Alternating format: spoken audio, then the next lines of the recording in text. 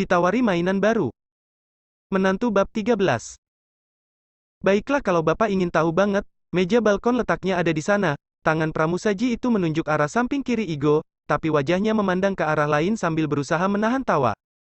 Saya permisi dulu, pungkasnya dan segera pergi menjauh sambil tertawa cekikikan. Sesekali ia menengok ke arah Igo dan pakaian yang ia kenakan, diam-diam ia merasa kasihan pada Igo yang menurutnya terlihat seperti ayam yang tersesat di kandang merak. Tak ada pilihan lain, Igo pun berjalan ke arah yang ditunjuk oleh pramusaji itu. Meski sedikit heran dengan tingkah aneh pramusaji tadi, Igo tak begitu ambil pusing karena sudah terbiasa diperlakukan seperti itu. Bruk! Tanpa sengaja Igo menabrak seorang wanita muda yang berjalan dari arah yang berlawanan. Sedikit minuman dalam gelas wanita muda itu tumpah mengenai setelannya. Duh, gimana sih? Kalau jalan itu matanya dipakai dong.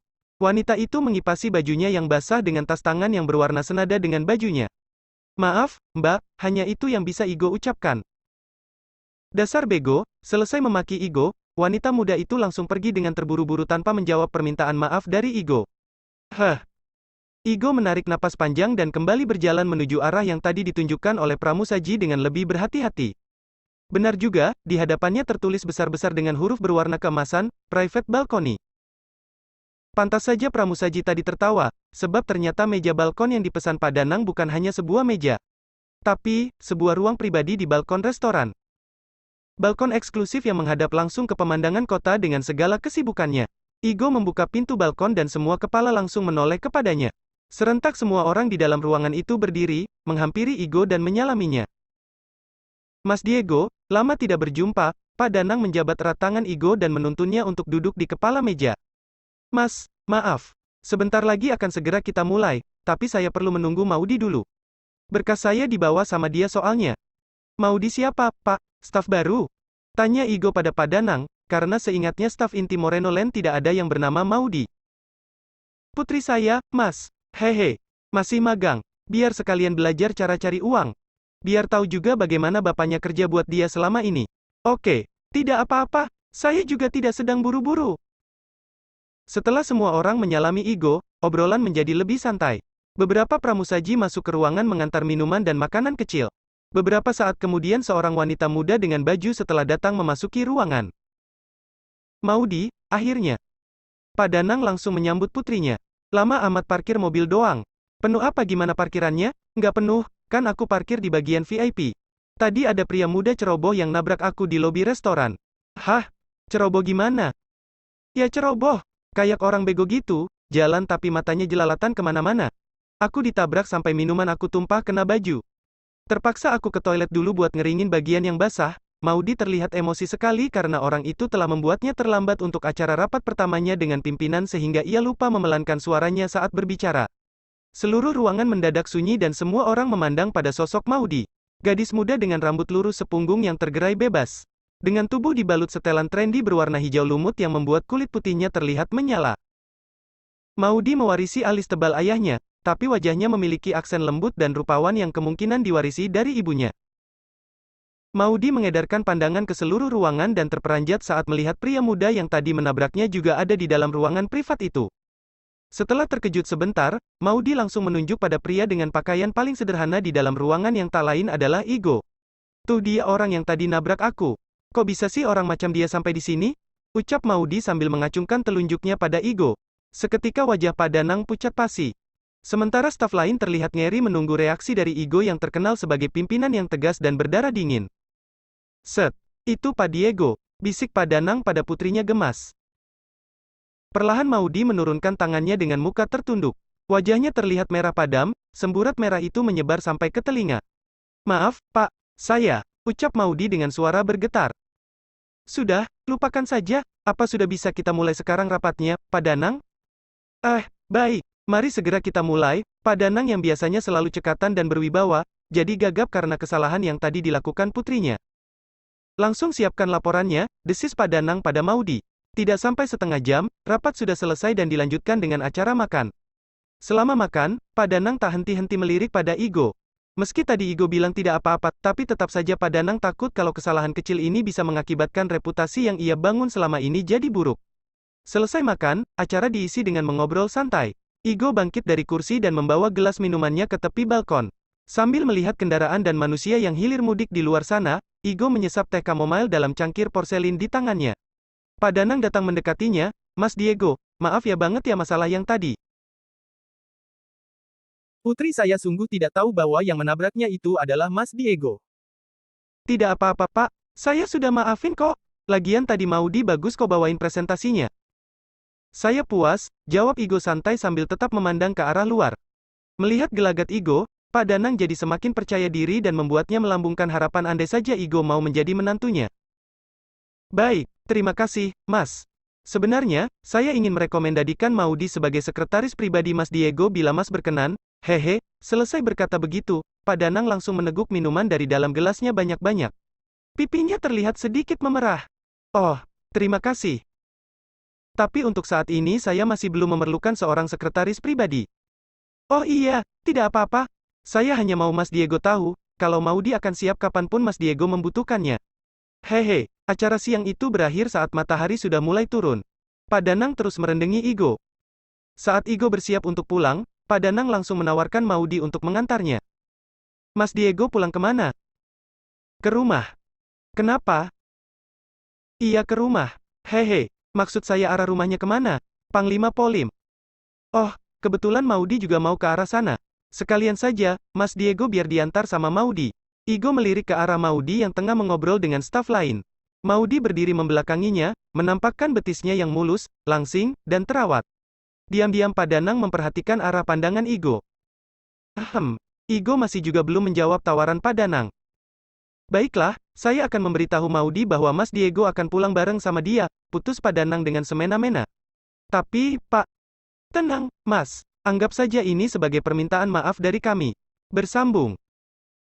Bab 14. Arti hidup bagi Diego Andrea Moreno. Di dalam perjalanan pulang, Maudi yang menyetir sementara Igo duduk di kursi penumpang. Tiba-tiba saat berhenti di lampu merah, Maudi meletakkan tangannya di paha Igo. Mereka bertukar pandang. Maudi menyatakan maksudnya dengan sangat jelas. Igo dapat membaca hasrat di mata Maudi yang demikian membara. Perlahan Igo menggenggam tangan Maudi yang memegang pahanya. Ia dapat merasakan tangan Maudi yang berkeringat. Diangkatnya tangan Maudi dan diletakkan kembali ke roda kemudi. "Fokus saja sama jalan dulu ya, lagi ramai soalnya." "Mas Diego masih marah sama saya karena soal yang tadi ya?" ucap Maudi dengan bibir cemberut dan pandangan yang tetap terarah lurus ke depan jalan raya. "Nggak. Tenang saja, saya nggak marah kok. Cuma saat ini saya nggak mau kamu jadi gak fokus sama jalan." Maaf banget ya, Mas. "Masalah yang tadi, saya sama sekali nggak tahu kalau itu Mas Diego." "Iya, nggak apa-apa kok. Serius, nggak usah terlalu dipikirin." "Makasih, Mas. Oh iya kalau boleh tahu, beberapa tahun belakangan ini Mas kemana saja?" "Nggak kemana-mana, asik aja sih. Saat dalam pembatasan itu justru membuat saya lebih bisa menjalani hidup. Lebih bisa memaknai hidup lebih tepatnya." "Mas hebat ya, padahal dari kecil sudah terbiasa hidup mewah dan segala hal selalu siap tersedia. Tapi Mas bisa melewati masa pembatasan dengan selamat dan tak kurang suatu apapun." "Hahaha, tak kurang suatu apapun? Kamu nggak tahu aja, Maudi." Gerutu Igo kesal dalam hati. "Hehe, Maudi, kamu kan hanya melihat apa yang terlihat di permukaan saja. Sejujurnya, memang banyak hal terjadi selama saya menjalani masa pembatasan dari Papa. Tapi semua hal itulah yang pada akhirnya membuat saya bisa lebih mengerti dan memaknai arti hidup." "Memang Mas Diego pernah kesusahan juga ya selama masa pembatasan?" Lumayan. Soalnya semua akses kartu kredit dan ATM saya diblokir. Jadi saat Papa memberlakukan pembatasan pada saya, uang yang saya miliki hanya uang yang ada di dalam dompet. Justru semua kesulitan yang saya temui itulah yang membuat saya jadi mengerti maksud dan tujuan Papa memberlakukan pembatasan itu. Kalau saya sih terus terang belum tentu sanggup, Mas." "Maudi, ingat baik-baik ya, bahwa sebenarnya penampilan seseorang tidak selalu menunjukkan siapa orang itu sebenarnya. Karena sesungguhnya hidup ini singkat, dan kamu harus mulai belajar untuk menjalaninya untuk dirimu sendiri. Sebab orang-orang di luar sana tidak akan tertarik dengan penderitaan kamu.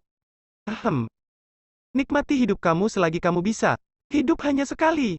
"Iya, Mas." Ponsel di saku Igo berdering nyaring tanda ada panggilan telepon masuk. Nama Trexi terpampang di layar ponsel Igo yang sudah baret dan banyak goresan. Maudi melirik sebentar pada ponsel Igo kemudian langsung mengalihkan pandangan ke arah lain. Entah mengapa, melihat kesederhanaan dalam cara Igo menjalani hidup, membuat Maudi merasa makin kagum padanya. Masihkah ada kesempatan untukku? Lirih Maudi dalam hati. Diam-diam dipandanginya wajah Igo yang tengah berbicara di telepon melalui kaca tengah. Dahinya, hidungnya, kumisnya, bibirnya, dagunya. Bagaimana mungkin ia tidak menyadari wajah rupawan itu lebih cepat? Halo, Igo? Ya, Kak Trexi. Kenapa? Igo, kamu itu gimana sih? Ngilang-ngilang terus jadi orang. Udah tahu mertuanya lagi dirawat di rumah sakit malah enak-enakan keluyuran. Di mana kamu sekarang? Semprot Trexi tiba-tiba membuat Igo kaget. Igo mengecilkan volume panggilan supaya Maudi tidak bisa turut mendengarkan suara teriakan Trexi. Maaf, Kak. Saya ada urusan sebentar, jawab Igo dengan suara sepelan mungkin sambil memiringkan badannya ke samping untuk menghindari tatapan ingin tahu Maudi. Urusan apaan sih kamu? Kayak yang punya urusan aja hidup kamu, Igo. Gak usah sok sibuk deh. Dasar memang kamu aja yang gak perhatian sama mertua. Menantu payah. Gak guna. Gembel. Saya akan segera datang ke rumah sakit, Kak. Sekarang, potong Igo dengan kasar karena tidak tahan lagi dengan suara cempreng Trexi yang membuat telinganya sakit. Tunggu. Jangan ditutup dulu. Ini Mas Daniel masih mau ngomong sama kamu katanya. Halo, Igo? Terdengar suara Daniel di seberang telepon. Ya, Mas. Kamu buruan datang ke rumah sakit ya? Gantiin aku, malam ini giliran kamu jagain papa. Iya, Mas. Ini saya sudah jalan menuju ke rumah sakit, sebentar lagi saya sampai. Baguslah. Oh iya, jangan lupa bawa oleh-oleh buat papa ya. Tunjukin perhatian dikit sama papa, biar orang rumah gak ngomel melulu. Iya, Mas. Terima kasih udah ngingetin. Klik. Panggilan terputus. Daniel tertawa kecil dalam hati. Dengan santai dia mengingatkan Igo supaya membawa hadiah untuk Nata. Kedengarannya dia sangat peduli dengan Igo, padahal dalam hatinya ia tengah menyusun satu jebakan untuk Igo. Tanpa setahu Igo, Daniel telah menyiapkan sebuah hadiah bagus yang akan ia berikan untuk Nata.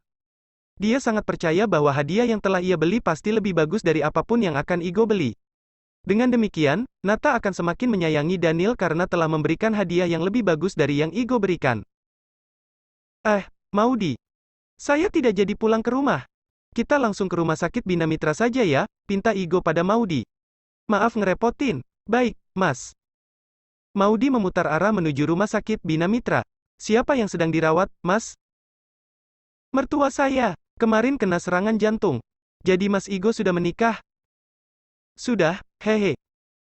Tapi nggak kelihatan loh kalau udah menikah. Kelihatannya kayak masih single. Emang cara bedainnya gimana? Gimana ya jelasinnya? Pokoknya beda aja. Igo menarik napas panjang dan menyandarkan tubuhnya ke sandaran kursi, kedua tangan ia letakkan di belakang kepala, kaki ia julurkan panjang-panjang. Mas ada masalah apa? Maksudnya? Nggak ada masalah apa-apa kok. Santai saja, Mas. Kalau Mas Diego ada masalah, saya siap kok kapanpun Mas Diego butuh seorang pendengar. Hehe. Terima kasih, Igo menurunkan sandaran kursi supaya bisa lebih rileks. Sekarang ia duduk dengan posisi hampir berbaring. Ia pejamkan matanya sejenak. Dirasakannya kembali bahwa Maudi meletakkan tangan di pahanya. Igo diam saja dan pura-pura tidur. Karena perjalanan menuju rumah sakit masih lumayan jauh. Karena tak ada respon dari Igo, perlahan Maudi mengangkat tangannya. Sementara Igo terus berpura-pura tidur sepanjang sisa perjalanan. Akhirnya sampai di rumah sakit. Terima kasih ya, Maudi. Udah mau jauh-jauh ngantarin aku kemari. Gak apa-apa. Saya justru merasa beruntung jadi punya waktu bersama lebih lama dengan Mas Diego.